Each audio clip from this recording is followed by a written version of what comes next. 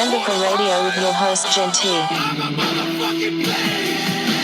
Yeah, fucking Jen is a warlord. I'm just an external pleasure machine. Oh, what's up, everybody?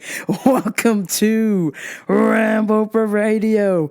I am your host, Jen T. Twitter and Instagram at Jen T523. Ow! What's good, motherfuckers?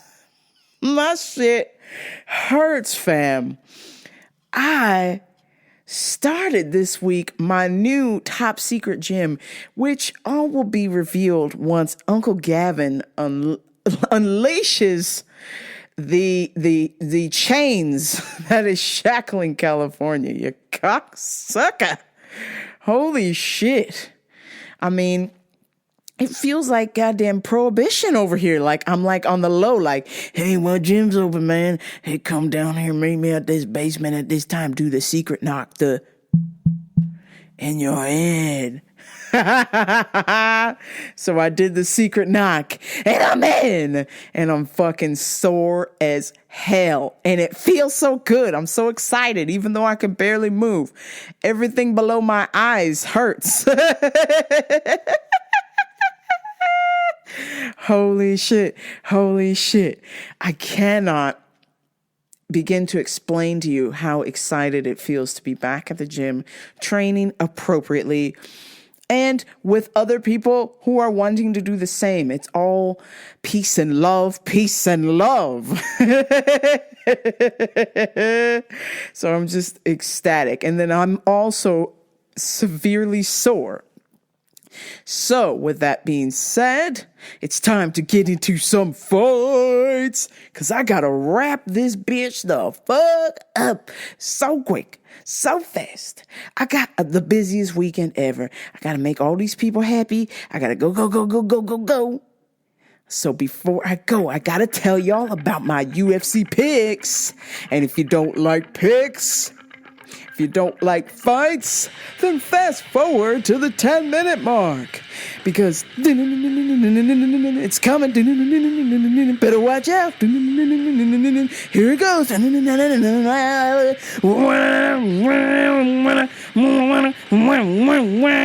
Damn, baby's up a bed. I need a bed to myself. So, boy, break away.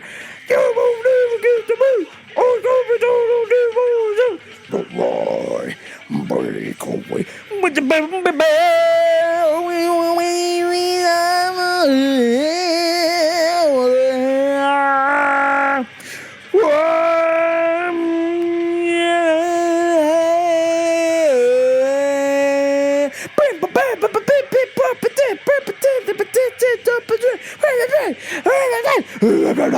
Versus I've got your UFC Fight Night, Colby Covington versus Tyron Woodley. And I can tell you right off the gate, I have never met two individuals I have wished for a double KO in my life. Oh shit, that fucking hurts to laugh. Ow. But before I get to those two momos, the main event, I'm going to tell y'all how some of these fights are going to be going. First off, I got Tyson Nam versus Jerome Rivera. Tyson Nam, 1911, 11 KOs, 1 sub, 7 decisions. Jerome Rivera, 10-2, 0 KOs, 7 subs, 3 decisions. This is a close fight. I would have to say I'm just picking Tyson Nam on experience. So that was how I picked that. Next, Andre Ewell versus Erwin Rivera. Now listen, you can't listen to me on this fight because Andre is from Riverside, motherfucker. Riverside, motherfucker.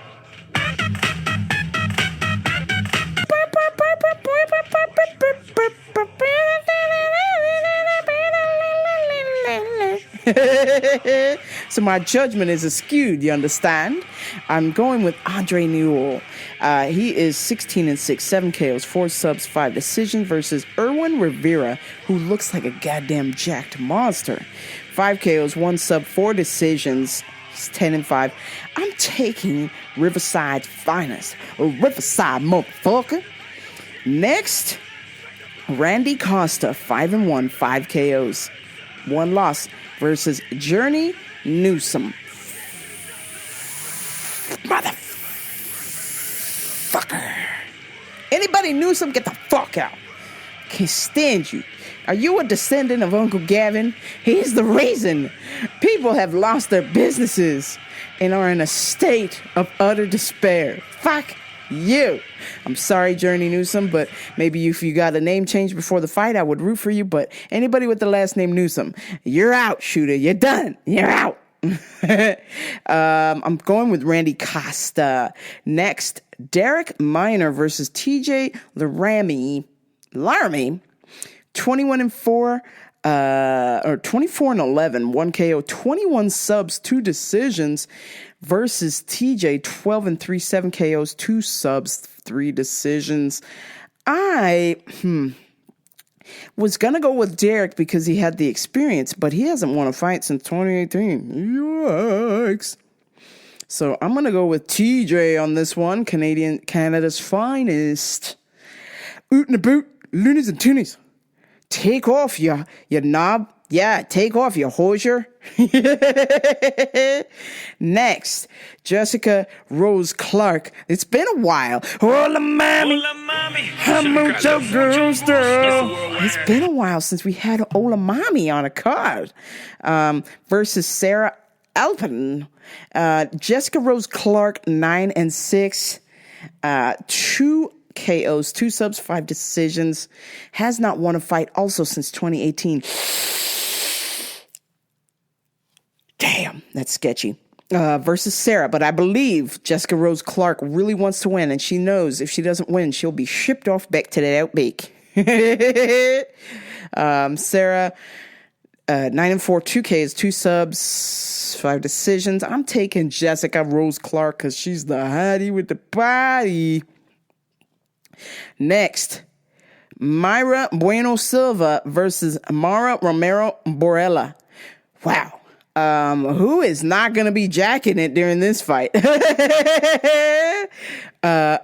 Silva, 5-1, 1 KO, 3 subs, 1 decision.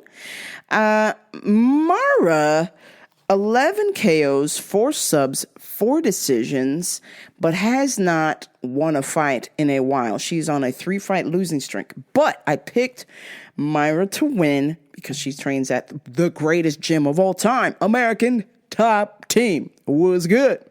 So I'm riding with Borella. Next, I've got Mirsad Bektik versus Damon Jackson. Mirsad, 13-3, 6 KOs, 3 subs, 4 decisions. Has not won a fight in a while. Also, Damon Jackson, 17-3, 3 KOs, 13 subs, 1 decision. Was in the UFC and got kicked, got the boot, got cut back in 2016, and has been working his way up through the smaller circuit. I'm going to go with Mirsad Bektik. I feel like since he's training at TriStar, he was the big talk of the town until he started losing. I still think he's got a little something left, but not that much. But I'm going to pick him to beat Damon Jackson. Next, Jordan Espinoza, 15-7, 2 KOs, 7 subs, 6 decisions versus David Dorvek, 18-3, 8 KOs, 7 subs, 3 decisions. I'm taking Jordan Espinoza. Next, Kevin Holland, 18-5, 9 KOs, 6 subs, 3 decisions versus Darren the Dentist Stewart. My man, me main man, 12-5, 7 KOs, 1 sub, 4 decisions. Listen. Darren the Dentist Stewart is English, of course, so I's going to ride with the Englishman, and I'll tell you why. Kevin Holland, absolute prick, claimed that Trevor Giles faked COVID to not have them fight.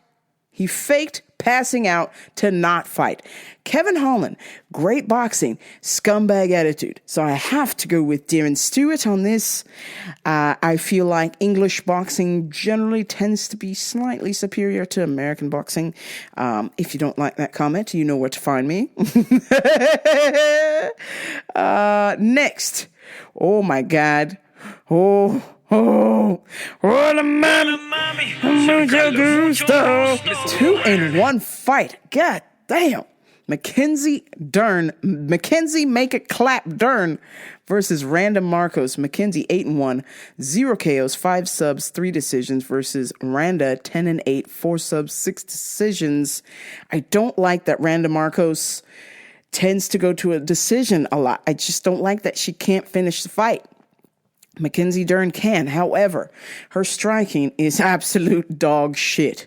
Okay. But if it goes to the ground, Mackenzie Dern is like a legendary black belt champion of jiu-jitsu, and Randa Marcos will get smoked.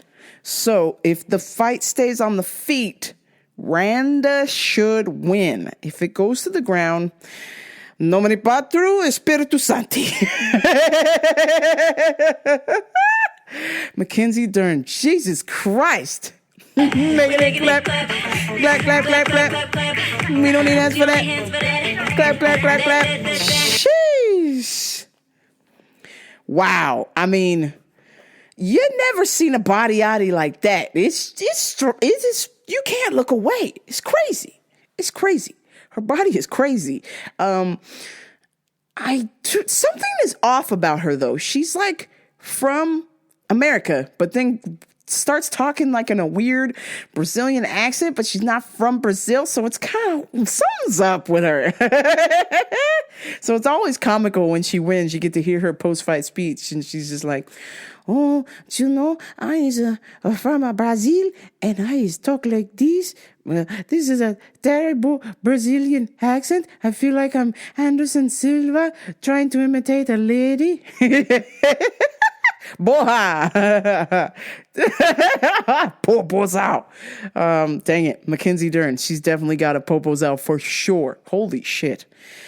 Next, I believe this fight is canceled, but just in case it's not, Johnny Walker versus Ryan Spann. I'm taking Johnny Walker only because he was training at Connor's Gym, SBG, Ireland, with Coach Kavanagh.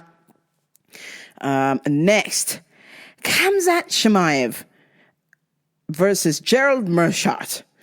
8-0 versus 31-13. Gerald is no goddamn slouch, but this is the second coming of Jesus Christ.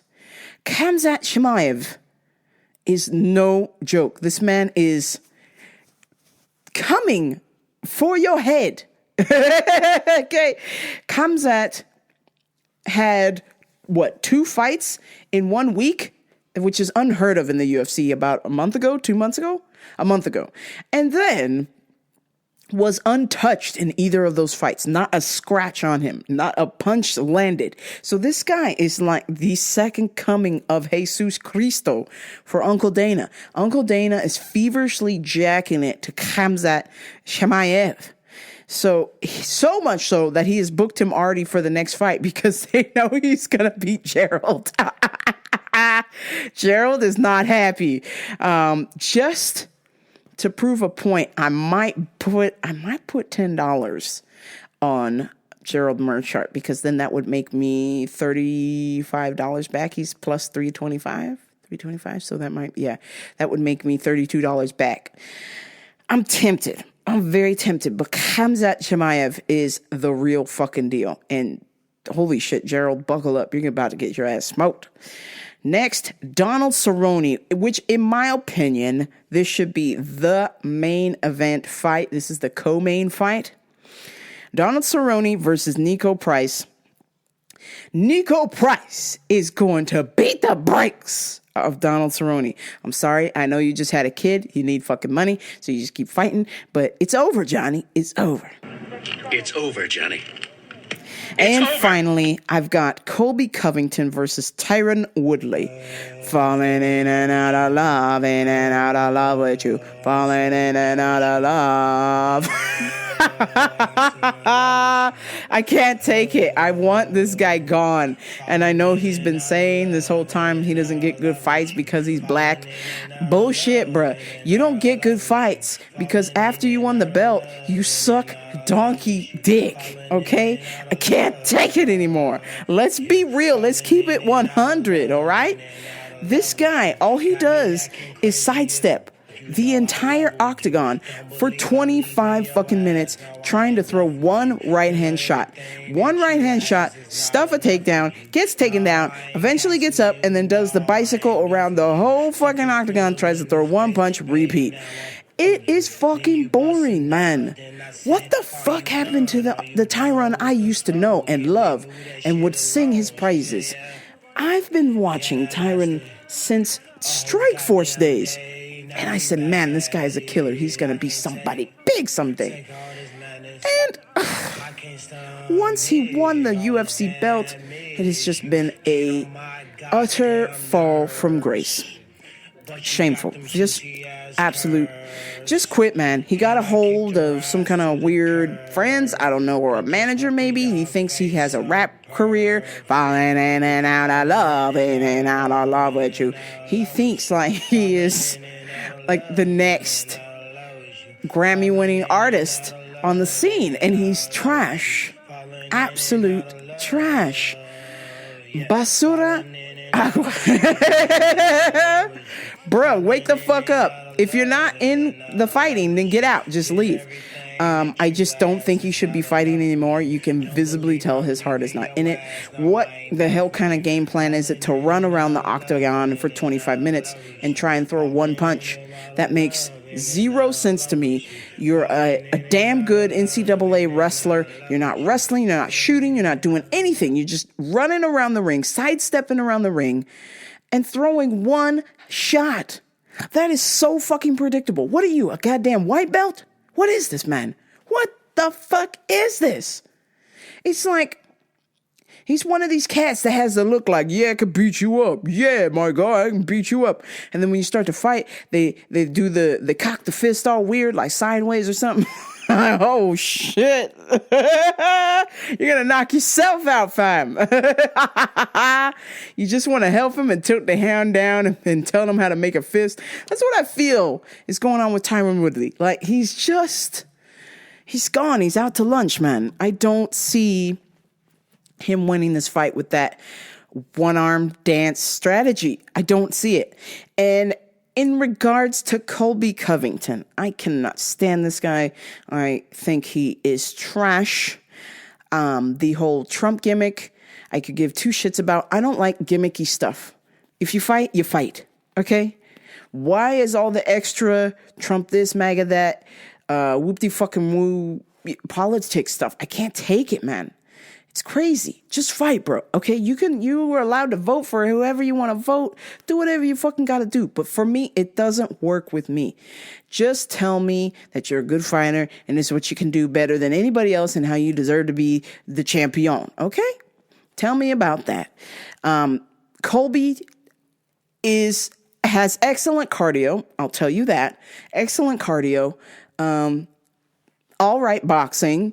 And I guess the thing that gets me is, again, I haven't seen him finish a fight in a while also. So we're about to watch two grown men get on their invisible bicycles tomorrow for 25 minutes and just dance around each other in the ring. None of them are going to finish the fucking fight.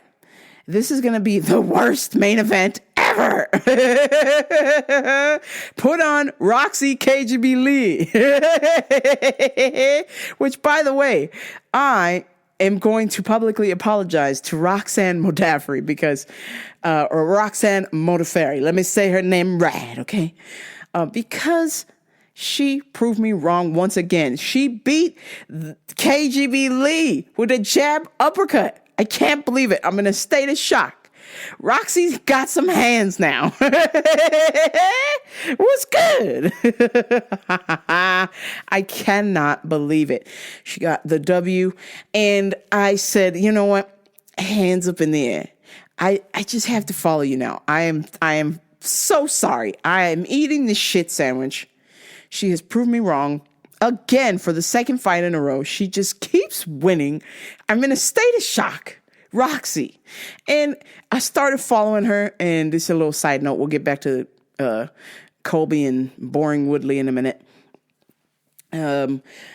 Roxy is on her IG page talking about how everybody is asking her how she's always happy all the time. And she made her own little book because she's a teacher. She teaches English, Japanese kids back in the day, or when she can get a chance. And she wrote her own illustrated book about how to be happy. And I was just like, yo, and she's on IG with tears in her eyes asking people to buy her little happiness book. Oh God, I felt it in my soul. I said, God damn it, Roxy, I got to follow you. And when payday comes, I'm going to buy one of them books. I have to buy this fucking book. She got to my heartstrings. And then what sealed it for me is another MMA podcast I listened to.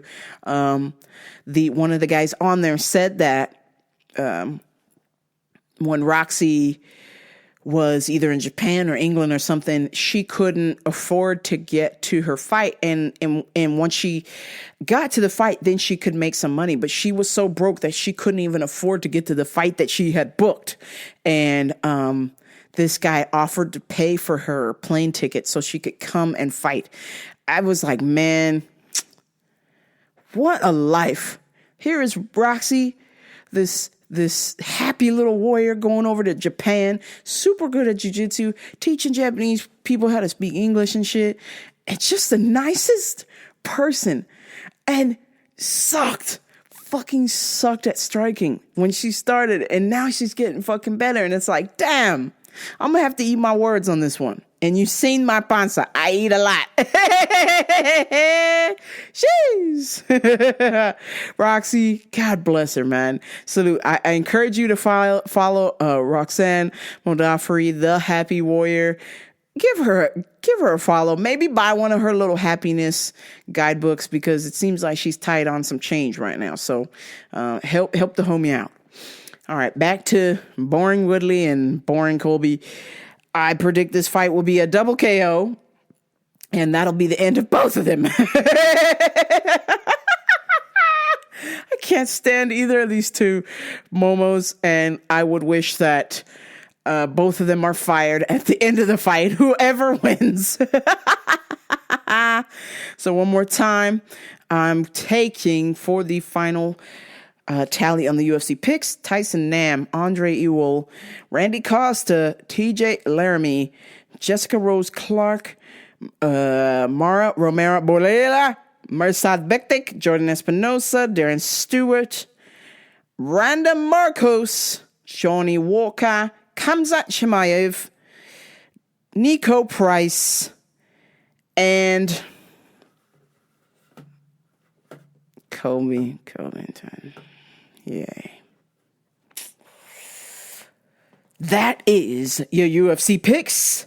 Bet with me, best against me. Who fucking cares? Let's watch some fucking fights.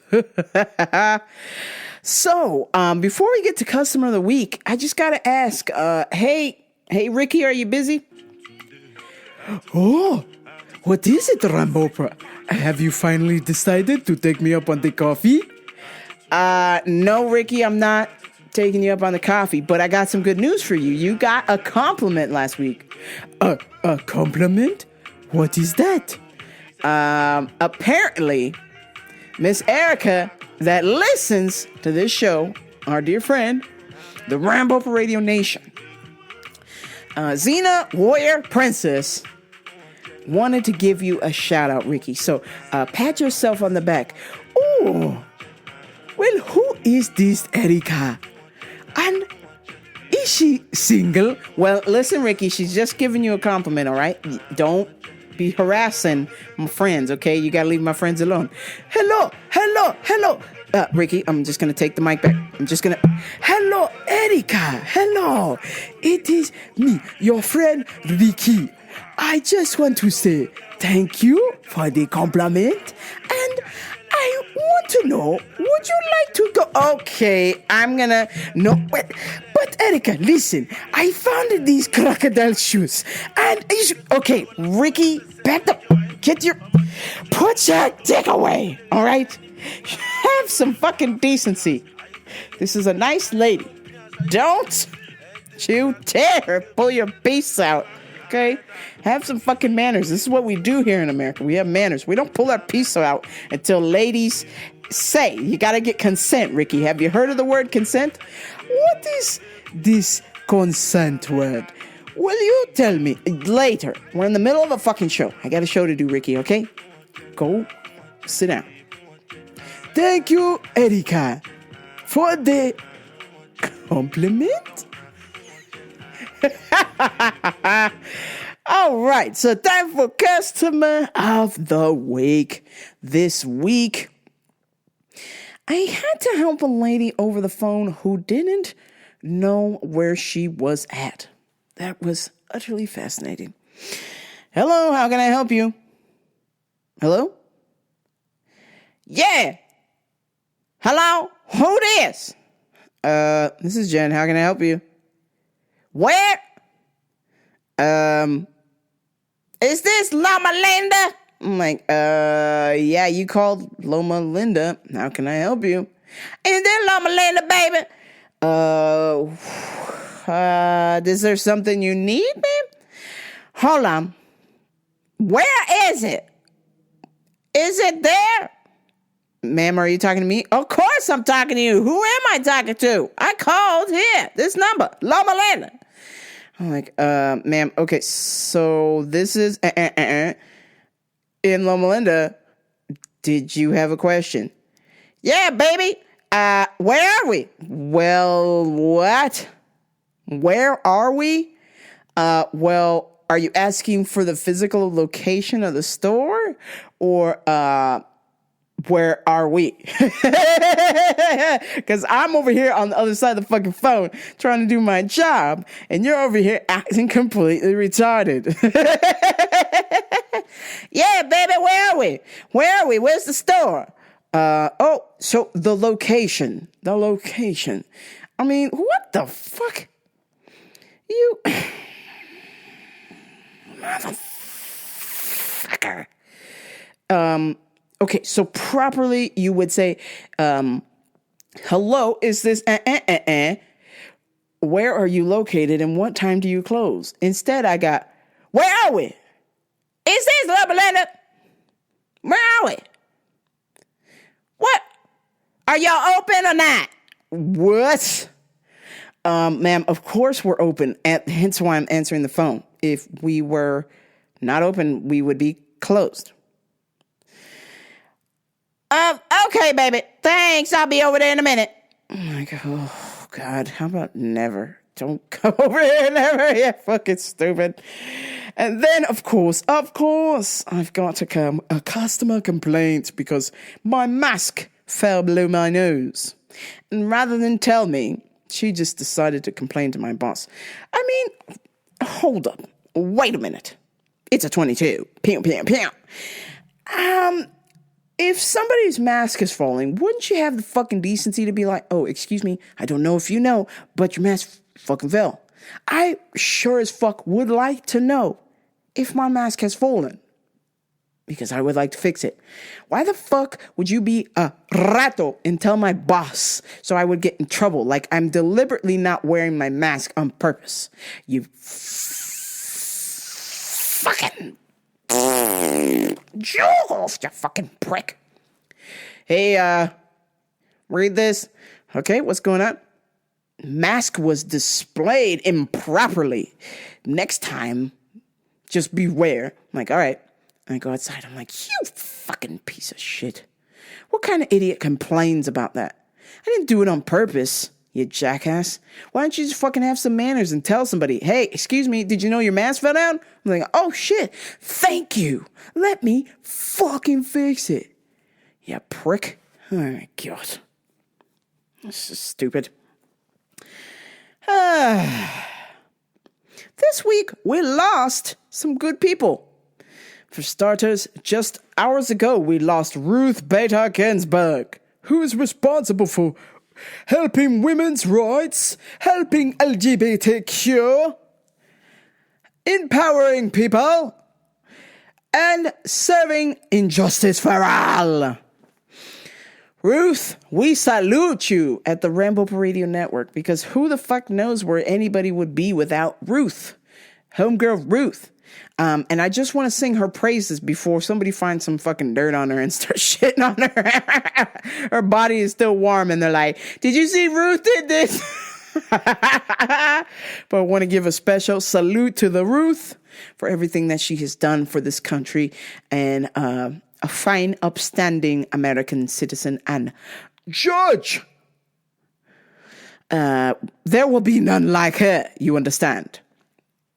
87 years old. R.I.P. Ruth Bader Ginsburg. And then we also lost Toots Hibbert from the Maytals.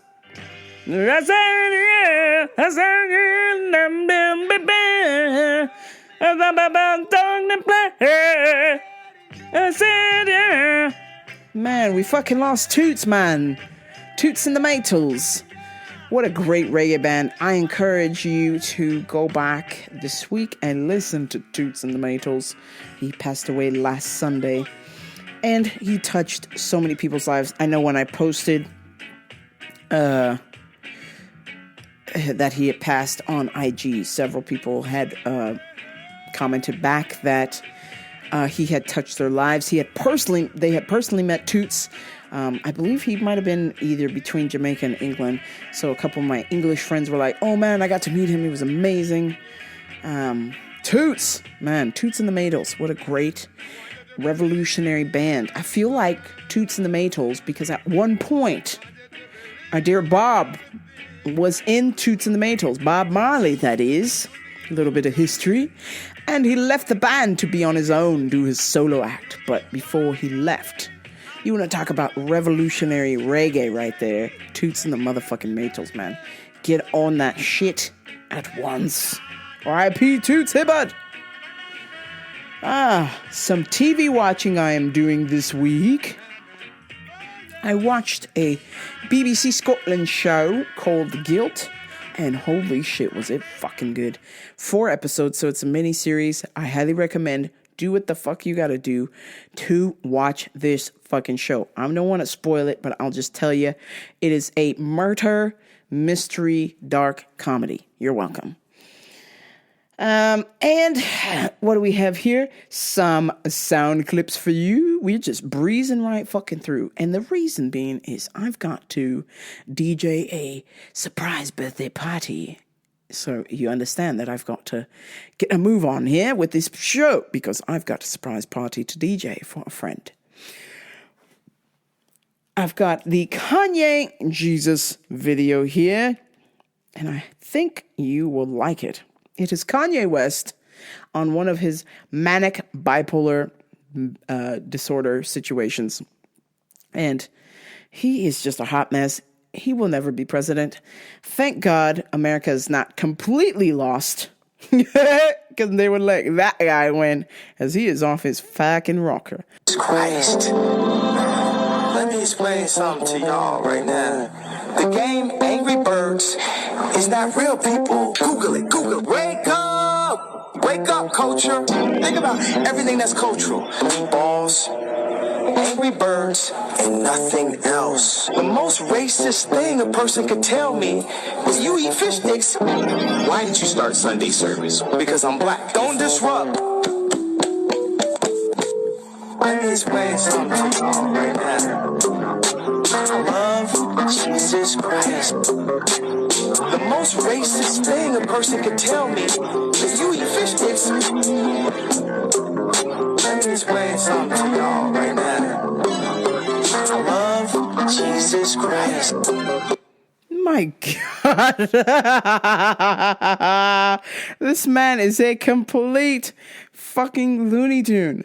I mean, really, so far gone. I miss the old Kanye. I feel like ever since his mom passed away, he's just been on the crazy train. And I don't I hope that he can get back on the track, but he seems lost to me. So much so that he is not even living with Kim Ye or whatever her name is, that she is in Los Angeles and he is in Wyoming. He's in a whole nother state. And I do not feel bad for her because that is what she married, and she is a whole nother situation. But I miss old Kanye. I feel like, if the old Kanye could come back, that would be really cool. High school dropout, college dropout, graduation. I mean, bangers, absolute bangers, man. 3 solid fucking albums, back to back to back to back. And then some people go, oh, what about 808s and Heartbreaks? It's not that good. Shut the fuck up. What about My Beautiful Dark Twisted Fantasy? It's not that good. Shut the fuck up. And don't you dare tell me about fucking Pablo, okay? That is trash.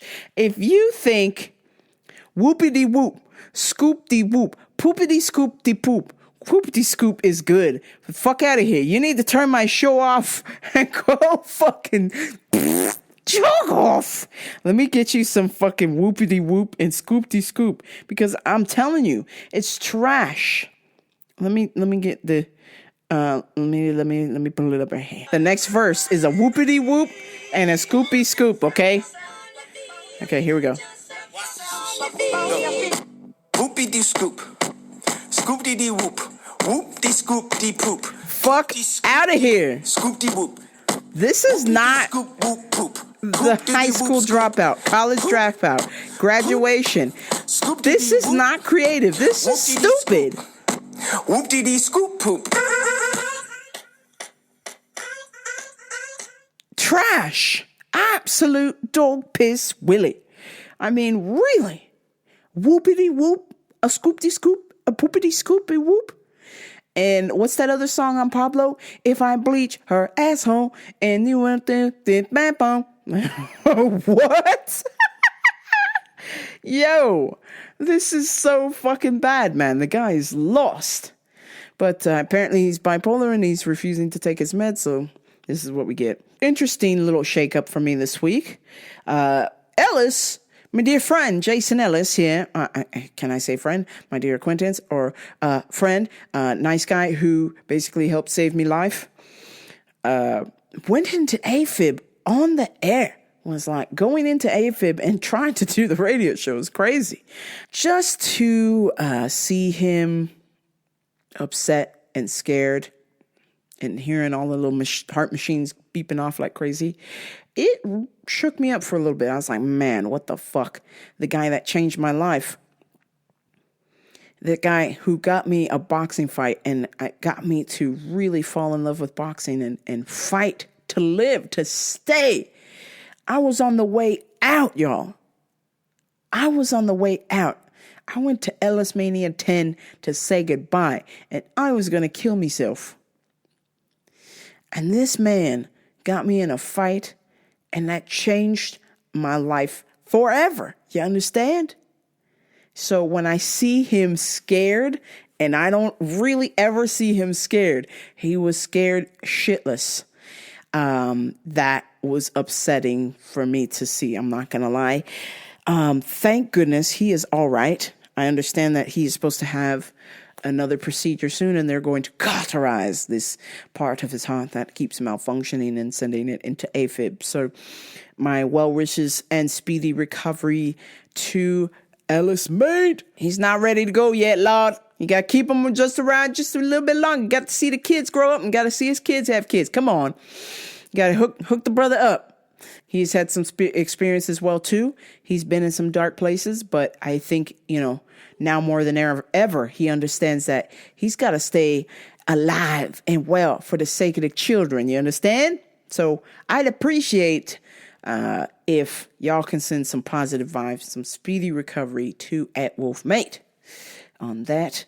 And finally, thoughts and takeaways that I will end it with you this week. I have been in a bit of a situation. I've kind of talked about it on here briefly. Well, actually, I have talked about it in detail to a certain extent. But I've really felt like because I've created this distance from my parents, because of their belief system and how my life is and how it doesn't agree with their belief system, it's been very difficult to communicate to them. And so I've kind of just closed myself off to them, because if I say something that is affecting me, or if I sort of let my guard down, there tends to be either some sort of scolding or this is what you're doing wrong. It's never really listening just to listen. It sucks. It sucks. I'm not going to lie. So I've just felt like, okay, well, let me just keep my distance and just keep things to myself, or AKA the show. I tell y'all more things than I would tell my parents. That's for sure. This week, I'm going to play a little bit of a call for you from the Christina Hassler podcast, because, I love that show, of course, guys. If you aren't already listening, I'm trying to get all y'all to listen. Pretty soon, I'm going to be buying the book Expectation Hangover, and I encourage you to do so. This week, she talked about if you feel like you're betraying your family, and I was like, holy shit, this is me. I feel like I'm betraying my parents because I'm not speaking to them, and I feel like I'm being selfish because I'm trying to protect myself from their own ideologies. Like, prime example today, I wanted to listen to Edward Snowden interview with Joe Rogan. And I had picked up my mom, and we were going to go, she was coming with me to go get a haircut. And my dad was like, you listen to Joe Rogan? Disgusted. I was just like, yeah, I listen to Joe Rogan. What's wrong with Joe Rogan? He's like, oh, that is ridiculous. And then, of course, because I had Joe Rogan on, you know, he can't resist a motherfucker. So he was just like, here's the motherfucking Cash App. He was doing his ads. And he's like, oh, this is disgusting. I have to go. I'm just like, really, dude? What's with the drive-by shame? If somebody tells me, oh, you do this? Well, give me an explanation why I shouldn't do that. Like, prime example, I was waiting for my father to give me an explanation as to why I should not listen to Joe Rogan. Tell me why Joe Rogan is so bad that I should listen to what you're saying. What advice have you given me, dear old dad, that Joe Rogan hasn't given me better, clearer, more concise, and helped me understand life? Like, I'm not kidding you guys. I thought I was a loser because I couldn't graduate college. And then when I heard Joe Rogan talk about how he was mowing lawns and working hard and just doing all kinds of jobs and just trying to find out the right thing he wanted to do, and the right thing was to go, that he discovered for him was comedy. That gave me some hope. Like, why wouldn't I want to have hope? Why wouldn't I want to be like, okay, Joe Rogan's a regular dude. I can do this too. I mean, he's hella famous now, but he had humble beginnings as well too. Like, I remember watching him on news radio and just being like, this guy's pretty funny, you know? And I just like, what? Okay, so give me a good reason why I shouldn't listen to Joe Rogan. But before I could even say that, my dad just left. It was just like a drive-by shame. Like, oh, you listen to Joe Rogan? Oh, disgusting. I'm just like, why are you trying to shame me for? What is this going on? Is this about me, or is this about you and your comfort level? Because I feel like I saw a quote on Instagram one day about somebody shaming somebody, and it's really has nothing to do with you. It's all about them and their judgment that they're trying to pass on you and trying to make you feel some kind of way because they feel that way. And I was just like, wow, what the fuck, man? Like, why don't we have a discussion about it? This is why I like Joe Rogan. He likes to have a discussion. He likes to see both sides and just ask the fucking questions. That's what I'm trying to do. I'm just trying to figure out, why is Joe Rogan so bad that I can't listen to him, or I shouldn't listen to him, opposed to what my father listens to, which is a bunch of churchy TV shows and Fox News. Like, okay, what are you listening to that's so great? What are you listening to that's going to help me understand my life better? I'll wait. Fill in the fucking blank. Change my mind. I mean, what the hell was that? This weird drive-by shame shit. I can't handle it. It really riles me up. It grinds my gears. I just don't like that, man. Why are you trying to shame somebody for listening to something? It doesn't hurt you. It's not affecting you. If you don't like it, then leave. And that's pretty much what he did. But it was just like, oh, I'm leaving. But by the way, you shouldn't like this either. You should be ashamed. Disgusting. I'm like, oh, well, gee, thanks, Dad.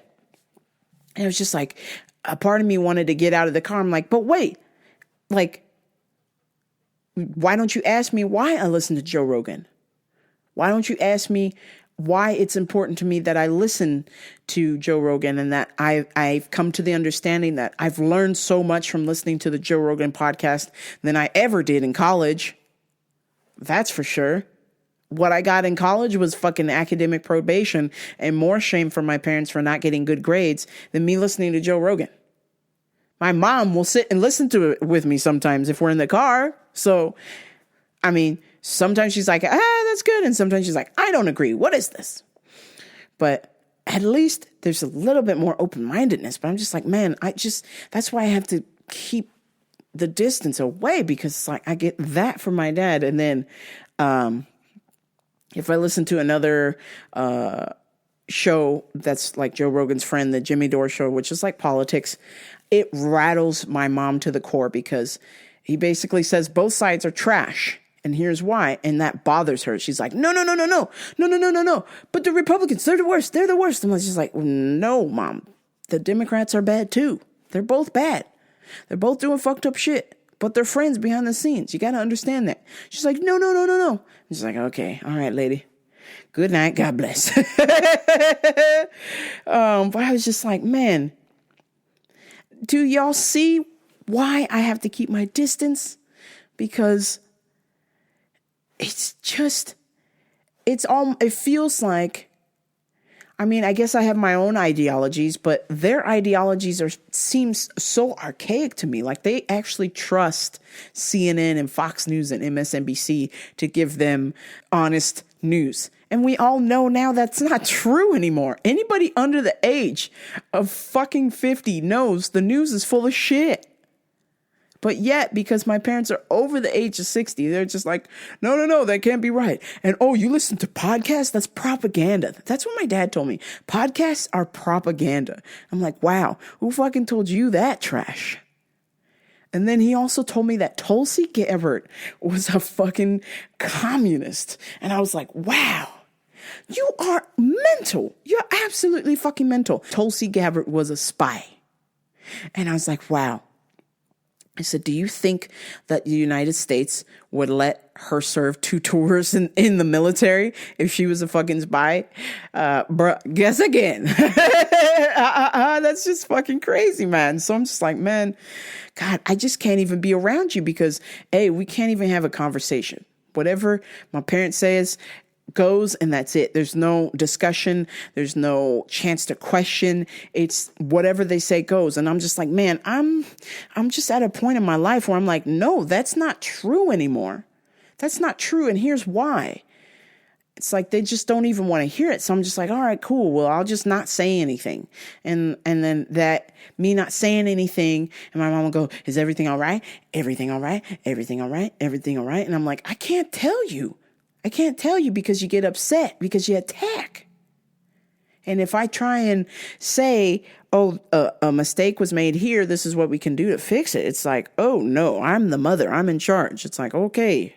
I feel like I'm betraying them because I'm not reaching out or trying to do something better, and they're not getting any younger, and our time is running out. I know this for all 3 of us. Our time is running out, and I would like to have a relationship with them, but I'm not really sure where to start.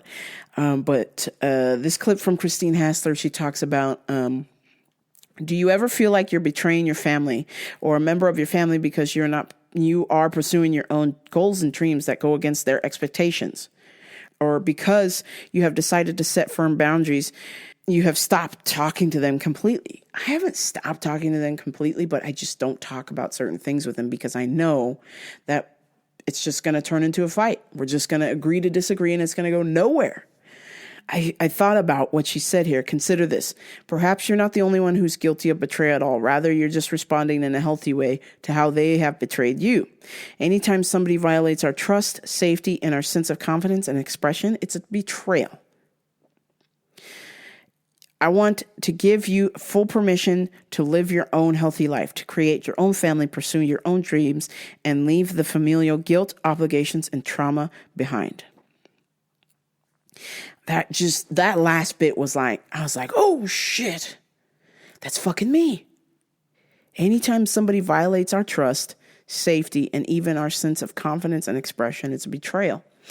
I remember when my mom would fight with me all the time when I was like 16 years old, and she said just the worst thing she's ever said to me in my life. I don't even remember what it was about, but she just told me that she wanted nothing to do with me. And whatever it was must have been pretty big for her to tell me that she wants nothing to do with me, because all the time she just wants to do stuff with me all the time. But she told me that at 16, and I've never talked back to her really. Up until that moment, I was just like, hey, lady, you're out of line for saying that, and you don't really mean that. And she goes, yes, I do. I don't ever want anything from you again. Wow. So ever since then, I was just like, cool, I can't trust this lady because she went off on me. She went below the belt. So I'm just like, man, if she doesn't want anything to do with me, then I just don't. Okay, so that's where we stand. And I'm fucking 36. That was, I can't fucking do the math. Let me get my calculator out here. Hold on. Holy shit. Jesus Christ. That was 20 fucking years ago, that conversation. And it still haunts me, and I can't get over it. And the worst bit is I can't even approach my mom about it because she's going to deny it. So I just keep it to my fucking self. I just feel like that's the reason why I don't really reveal too much about myself to her, because of that. I'm like, man, I don't trust you. I don't feel safe. You don't want anything to do with me. I come back to that every time. So I'm just like, man, what's the point, right? But I'm trying to work on a way where I can let myself feel comfortable enough to kind of talk to her about it. I don't know. We'll see how this goes. I just have to really catch her in her mood or something, because if she gets in a good mood, like, then it's kind of approachable, but then the denial starts to creep in, and I'm just like, all right, then you're just going to deny the fact that what you said was super hurtful. You don't remember because it was 20 years ago, and that's fine. I understand that 20 years ago, it's hard to remember, but when it's something really hurtful like that, I fucking remember. Like, I remember it clear as day. I'm just like, man, I can't trust this lady, and she's my own mother.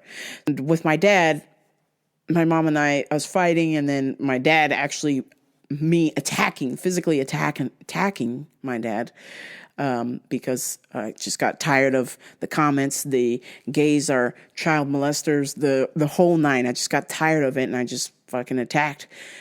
I also just don't really trust him either. And I've kind of got that from him, because he's really had a bizarre life where he's really not been able to trust people because he's been burned. And fuck, everybody's been burned, man. Everybody's been burned. Nobody's new to this. Everybody's an ex. I'm just trying to figure out a way to get over this.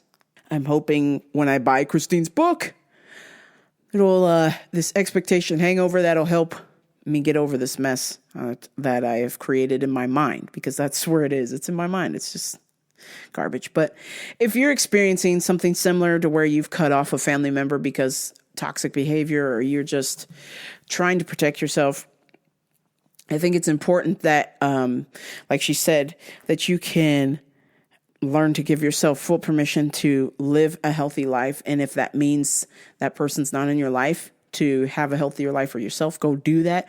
Or maybe consider the fact that you can maybe try and mend that bridge. I think that is really important. And, I'm going to leave you there. Please like, share, and subscribe to Rambo Radio, RamboRadio.com. Tell a friend, but only if they're cool. True sayers and lie slayers. This is Rambo Radio. Enjoy the Christine Hassler Over and On With It sound clip. I'm out. Whatever your story is, there's no reason to carry around shame or judgment of it. And there's also no reason to be over-identified to it and think, well, because I had this past and because I had this awful life, I'm never going to be XYZ, or use it as a scapegoat or excuse. Your story is part of your life. It's something that has shaped you. It's something that's informed you, but it doesn't have to be you, and it doesn't have to limit you. And there's no need to be embarrassed or ashamed about it at all. Your story is your story. And so really the shifting needed to happen on the spiritual and subconscious level. And so many of our emotions are coming from the subconscious level, especially the programmed emotions. So those are the ones that basically are emotions we've been feeling since we were a child, based on things that have happened or things that were told to us. So much of the guilt she was feeling, or how she would take on some of the things her mom said, and the emotions that would create, were programmed. Because in so many ways, they're created by those subconscious memories. And those emotions that we feel over and over again, that are pervasive and repetitive, and that are just programs that are running, Dr. Joe Dispenza calls something like that an emotional addiction. And I love that term. You've heard me use it before. Oftentimes, right before we break an addiction, the cravings and the experience of it get stronger. So she's well on our way. And in so many ways, too, with emotions, our body is still stuck in time. So a lot of times the body will have a response that will bring forward an emotion, be it knots in our stomach or shaking or any other body sensation, or even a physical symptom, because it's remembering a trauma that happened at 5 or 10 or 13 or 3 months or in the womb or anything like that. And so that's why somatic work and doing the kind of subconscious work like we do in inner child, and talking to those younger parts of us and bringing forward memories that maybe have been lodged deep down inside, and bringing them up for healing, not to relive them, is so important, because then we can move things out on more the somatic body and subconscious level. So the body is often the language of the subconscious mind. And if you want to learn more about the body, memory, mind, body connection, there's a really great book called The Body Keeps the Score that is a great resource if you're looking for more information about that. I don't know what past lifetimes exactly have been about, but it feels one of her soul lessons in this life is to take her power back, to not make anyone else her God, to emancipate herself from being controlled, from being manipulated, from being betrayed, from being put down, from being kept from who she truly is. And oftentimes when we're breaking karma and we're really stepping into massive soul lessons, it's hard, because it's like on a soul level, you're breaking free of something major, but you've been hanging on to it for lifetimes. So it can be hard, like Julie's experiencing. And even though like her adult self knows, oh my gosh, I really want to be free of my mother and I want to have my own life, there's still an inner child in there who wants mommy's love. That's the thing with the inner child aspect of us. We still are chasing mommy and daddy's love until we give it to ourselves. So for Julie, she's got to be that inner mother and comfort the child who's still looking to her biological mother for love. Again, until we parent our inner child in the way it needs to be parented, that part of us will keep hooking into the past, hooking into our biological parents or whoever raised us to find a way to get a need met. So for her, it's really being with that little Julie, accepting and mothering the feelings that come up, not fix them, not numb them, just allow them to be. She never had that freedom of expression as a child. She needs that freedom of expression. And the more we try to change the inner child, the less they actually change. It's really about being with, holding space, allowing for that safe and healthy expression of emotions. And another piece that was really, really important is that she's not betraying her mom. She really only betrayed herself by making her mom her God. So it's really, really important to forgive herself and to consider this emancipation process, which is defined as the fact or process of being set free, liberation. And I think part of what has kept Julie in this cycle of self-blame is because it's painful to see and feel the truth that her own parent could do the things that she did to her.